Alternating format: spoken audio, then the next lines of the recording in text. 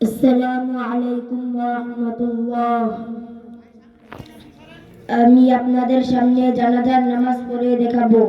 জানাজার নামাজ ফরজে কিফায়া। জানাজার নামাজে দুইটি কাজ ফরজ।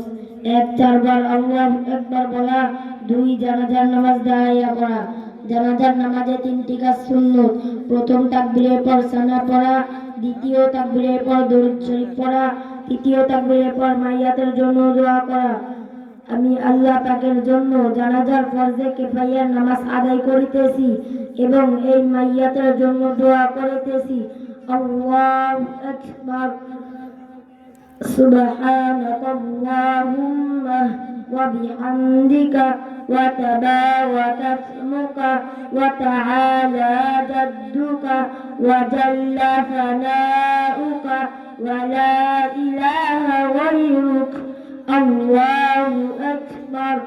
আল্লাহুম্মা সাল্লি আলা মুহাম্মাদিন ওয়া আলা আলি মুহাম্মাদ কামা সাল্লাইতা আলা ইব্রাহিম ওয়া আলা আলি ইব্রাহিম ইন্নাকা হামিদুম মাজিদ।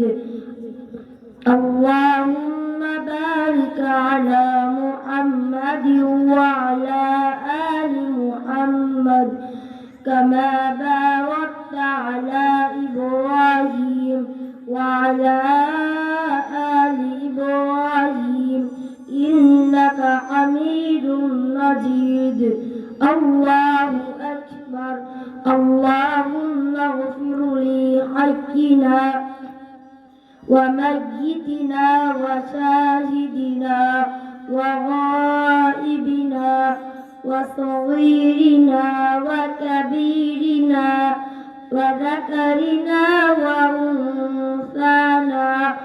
اللهم من أحييته منا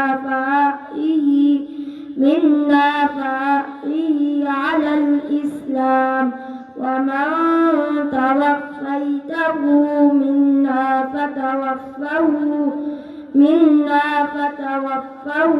على الإيمان. الله أكبر.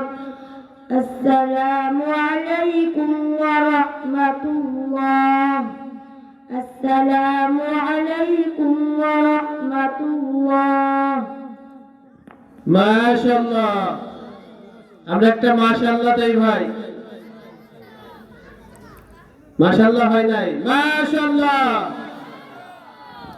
আপনারা খুশি নাকি বেজার? মাত্র একটা ছোট্ট বক্তব্য বিভাগের দ্বিতীয় শ্রেণীর ছাত্র